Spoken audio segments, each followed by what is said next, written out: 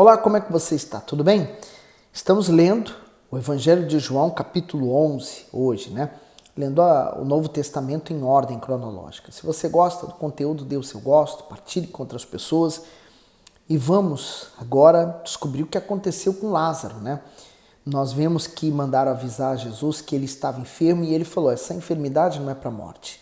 Ele garantiu isso. Agora, depois de 4 dias, então Jesus aparece. Depois de 4 dias que Lázaro havia morrido. Vamos ver o que vai acontecer, né?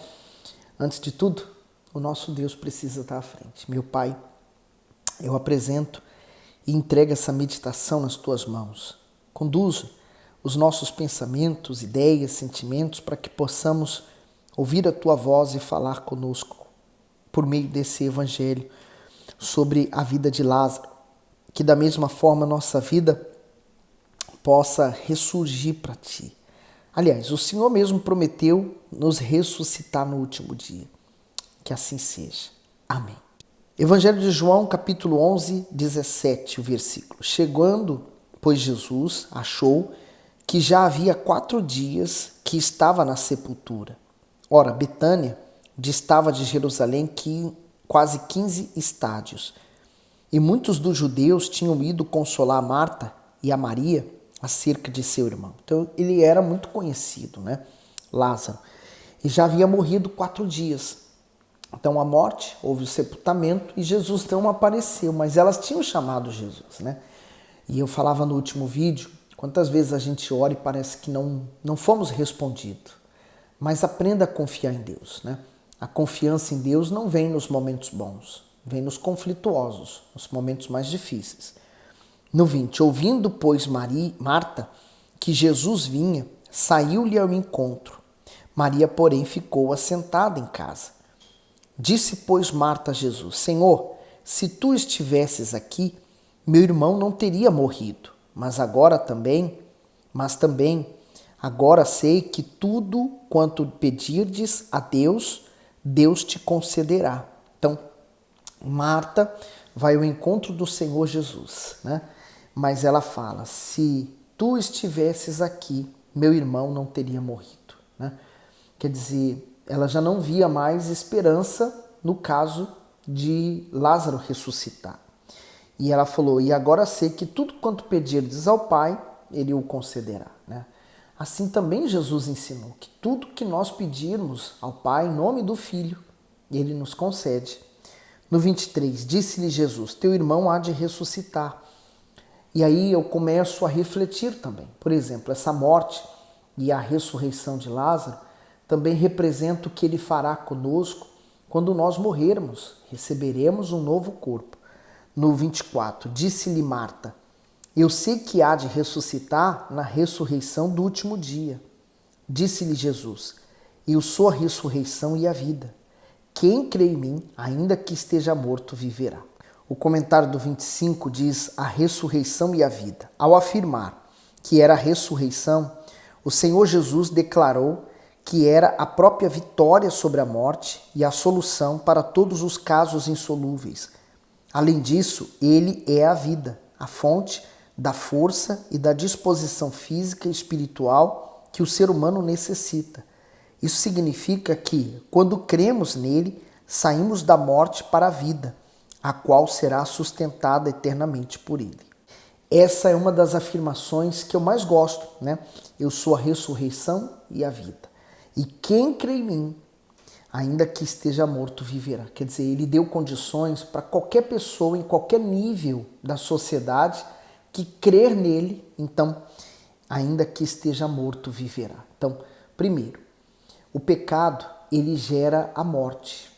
E a morte espiritual, não somente do corpo físico, mas a morte espiritual. Quando Adão e Eva, principalmente Adão, quando comeu da fruta, naquele momento ele não morreu fisicamente, mas morreu espiritualmente. Estávamos mortos em nossos delitos e pecados, disse o apóstolo Paulo. Então, assim, quando nós aceitamos Jesus Cristo como nosso Senhor e Salvador, e cremos que Ele levou sobre Ele as nossas dores e enfermidades, naquele momento o Espírito da vida entra em nós. Então passamos a viver. então o pecado é retirado e nós passamos a ter vida. E desfrutamos novamente da comunhão com Deus. É forte, né? 26. E todo aquele que vive e crê em mim nunca irá morrer. Crês tu isto?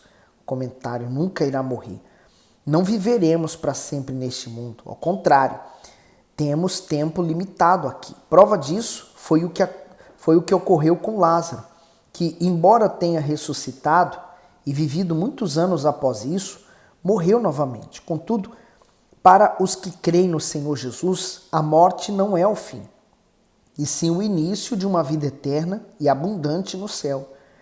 Aqueles que obedecem à palavra de Deus possuem o alto privilégio de ser amparados por Ele em todos os momentos da vida.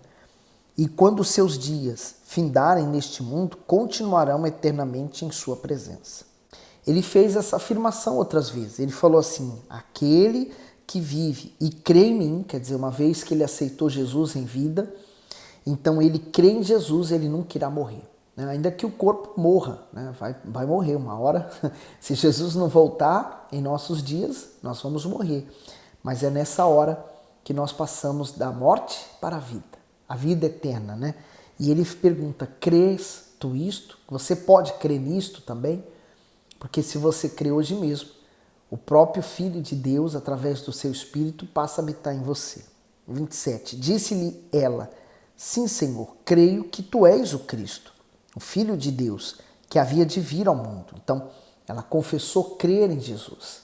Ela confessou o que nós queremos que as pessoas hoje entendam, né? No 28, e dito isto, partiu e chamou em segredo a Maria, sua irmã, dizendo: o mestre está cá e chama-te. Então, ela não falou mais nada, ela simplesmente creu. 29, ela, ouvindo isto, levantou-se logo e foi ter com ele, pois Jesus ainda não tinha chegado à aldeia, mas estava no lugar onde Marta o encontrara. Vendo, pois, os judeus que estavam com ela em casa e a consolavam, que Maria apressadamente se levantara e saíra, seguiram-na dizendo: vai ao sepulcro para chorar ali. E tendo, pois, Maria chegado onde Jesus estava, e vendo, lançou-se aos seus pés, dizendo-lhe: Senhor, se tu estivesses aqui, meu irmão não teria morrido. Comentário, a parte A, a forma de falar. Maria tinha um perfil discreto e se apresentou ao Senhor assim que ele a chamou. Marta, por sua vez, foi correndo interpelar o mestre. Maria disse basicamente a mesma frase que a irmã, porém o fez com disposição e intenção distintas. Outra diferença entre as duas era a maneira como ambas encaravam a situação. Enquanto Marta, decepcionada, lamentava a ausência do Senhor Jesus, Maria tinha a firme convicção de que ele trazia consigo inúmeras possibilidades de solução. Deus ouve a oração a todos, a todo o momento, mas ele primeiro vê a fé e a intenção do nosso interior. A primeira coisa que me chama a atenção é que ela lançou-se aos seus pés, quer dizer, ela se prostrou ali, né? Ela foi até ele. E como disse o bispo, a frase foi basicamente a mesma, mas a fé era diferente. A parte B diz assim: Maria é mostrada nos evangelhos sempre aos pés do Senhor Jesus. Na primeira vez, ela se assentou junto a ele para aprender suas palavras. Aqui, ela se prostra para derramar sua dor e tristeza. E por último, o adora agradecida. Essa mulher que praticamente não falou, senão essa única frase, ficou eternizada nas páginas das Sagradas Escrituras como aquela que teve sua vida aos pés do Senhor Jesus. É forte, né? Por isso que nós temos que estar sempre buscando também a Deus. No 33, Jesus, pois, quando a viu chorar, e também chorando os judeus que com ela vinham, moveu-se muito em espírito e perturbou-se. E disse: onde o puseram? Onde o puseste? Disseram-lhe: Senhor, vem e vê. Veja que ela simplesmente falou isso e Jesus não falou mais nada, né? Ele só reparou no choro, na tristeza, natural, né? De uma pessoa que perde a outra, é natural. Quando nós vemos a morte, né? Quando vemos a morte de um familiar que nós amamos muito, é natural que venhamos chorar e sentir a dor da saudade. No 34, e disse, onde o puseste? Disseram-lhe, Senhor, vem ver.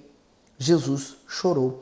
E aqui Jesus mostra a sua humanidade, né? Ele também chorou por aquela situação, mas o bispo escreve assim, moveu-se muito em espírito. Não pense que o Altíssimo estava indiferente ou passivo diante das suas aflições. Muito pelo contrário, Jesus moveu-se muito em espírito e perturbou-se, o que significa que ele se indignou com aquela situação de sofrimento que o pecado causava à humanidade. Por isso ele chorou, mas suas lágrimas não eram por Lázaro, porque logo este reviveria, e sim por estar afligido com o drama das duas irmãs. Veja quanta tristeza as doenças, o sofrimento e a morte têm causado a Deus e ao ser humano desde que o pecado entrou no mundo. Contudo, o Salvador, que também sentiu essas tristezas, derramou não somente suas lágrimas, mas também seu sangue para nos restaurar da dor. No 36, disseram, pois, os judeus, vede como o amava? E algum deles disseram, não podia ele, que abriu os olhos ao cego, fazer também com que este não morresse? Dúvidas, né? As dúvidas estarão presentes sempre na nossa vida, mas nós temos que estar sempre combatendo as dúvidas com a fé. No 38, Jesus, pois, movendo-se outra vez, muito em si mesmo, veio ao sepulcro, e era uma caverna, e tinha uma pedra posta sobre ela. Disse Jesus, tirai a pedra. Marta, irmã do defunto, disse-lhe, Senhor, já cheira mal, porque é já de 4 dias.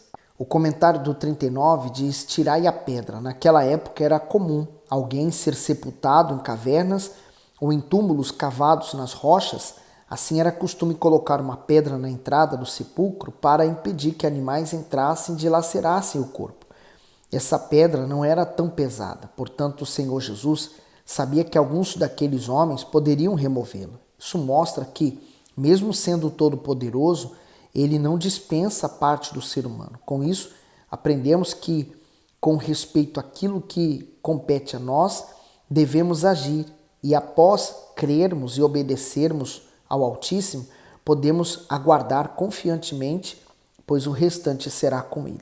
Novamente, Marta mostra que ela não estava crendo. E Jesus já havia dito, era só obedecer, né? E Jesus falou, tira a pedra. Assim também conosco, hoje, Jesus diz para nós tirarmos a pedra que está no nosso coração. A pedra que impede, por exemplo, a palavra de Deus de entrar e de crermos. A pedra da incredulidade, a pedra do rancor, do ódio, da mágoa, a pedra do vício. Então, seja o que for, Deus manda que nós retiremos. Nós temos que fazer isso, é a nossa parte. E aí, no 40, disse-lhe Jesus, não te tenho dito que se creres verá a glória de Deus? O comentário daqui diz assim, ó, se creres. Anteriormente, Marta havia confessado sua fé, mas diante da abertura do sepulcro, ela vacilou e se opôs à remoção da pedra. Isso mostra que ter fé nos momentos de segurança e bonança é fácil. Difícil é provar as convicções espirituais nas rebordosas da vida, quando é preciso encarar o mau cheiro dos problemas. Para se tomar posse do milagre é necessário ter submissão absoluta e a fé alicerçada na palavra de Deus. É forte, né? O mau cheiro do pecado, o mau cheiro das coisas que nós fazemos. Porque tudo que nós fizemos é sujeira, é lixo. O Senhor Jesus veio para levar a nossa sujeira sobre ele, né? No 41. Tiraram, pois, a pedra de onde o defunto jazia, e Jesus, levantando os olhos para cima, disse, Pai, graças te dou por me haveres ouvido. Comentário, Pai, graças te dou. Antes mesmo de um milagre acontecer, o Senhor Jesus já agradecia oficialmente ao Pai. A postura dele nos ensina a manter um espírito grato e confiante antes mesmo de vermos a concretização do que pedimos. seguindo para o 42. Eu bem sei que sempre me ouves, mas eu disse isso por causa da multidão que está em redor, para que creiam que tu me enviaste. E tendo dito isto, clamou com grande voz: Lázaro, sai para fora. O comentário do 43, Lázaro, sai para fora. Assim como acontece a uma pessoa viva, uma pessoa morta pode ouvir, porque tudo obedece à voz poderosa do Senhor Jesus. Seja no mundo físico, seja no mundo espiritual, esse mesmo poder e essa mesma autoridade estão à disposição daqueles que creem. A voz da fé penetra em problemas sombrios para chamar à existência a solução que ainda não existe. É forte, né?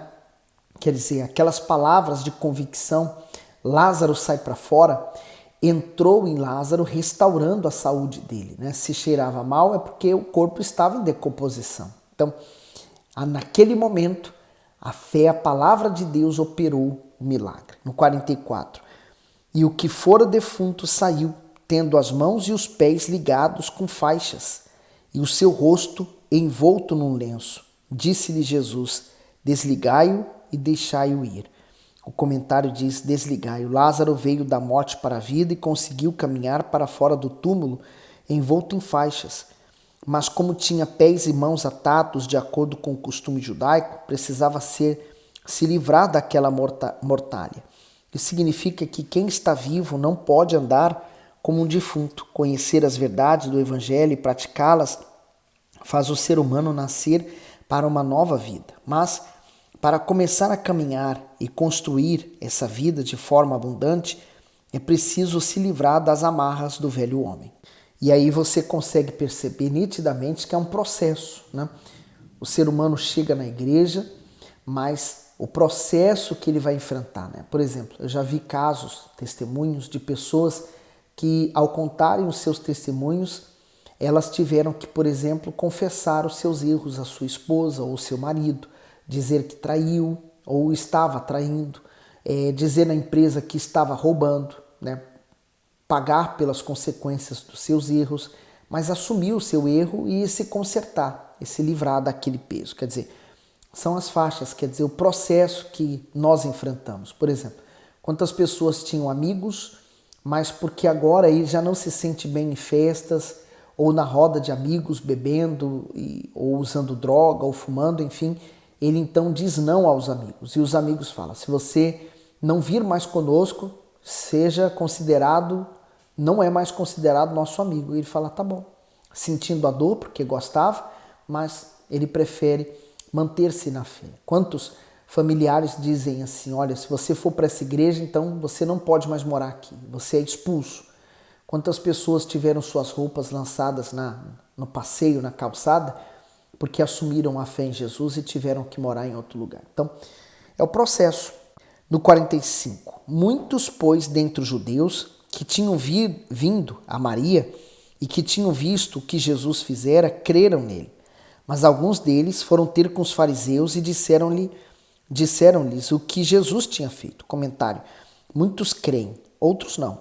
O mesmo milagre provocou admiração em alguns, incredulidade e ira em outros. Por isso, aqueles homens foram até os fariseus relatar de forma alarmada o que havia presenciado. Isso mostra que a fé produz divisão. Isto é, assim como o Senhor Jesus sempre sofria perseguições após realizar um milagre, quem se converte deve estar pronto para enfrentar injustiças por parte daqueles que se recusam a crer em seu nome. Quer dizer, uns creram, outros não.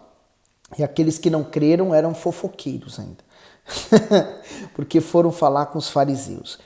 E aí você vê como que a divisão é tão grande, né? Entre aquele que crê e o que não crê. Veja que o Senhor Jesus falou de Lázaro e rico, e o rico pediu para que Lázaro voltasse em vida para poder relatar e para a família do rico para que não fosse aquele lugar. E então Abraão falou assim: não adianta, eles têm lá os profetas. Veja que Lázaro aqui, esse Lázaro é outro, tá? Mas ele voltou, mas ainda assim teve gente que não creu. 47. Depois os principais sacerdotes e os fariseus formaram conselho e diziam: que faremos, porquanto esse homem faz muitos sinais? Se o deixamos assim, todos crerão nele, e virão os romanos e tirar-nos-ão o nosso lugar e a nação. O comentário disso, o Sinédrio. A Suprema Corte Religiosa de Israel se reuniu para debater a respeito dos milagres do Senhor Jesus e da ameaça que ele representava. A elite religiosa, impulsionada por corações corrompidos pela cobiça, pelo medo e pela inveja, conspirou definitivamente para matar o Filho de Deus. E aqui você vê bem claro por que eles não aceitavam Jesus. Não porque eles não criam nos milagres, mas o medo dele perder a posição, né?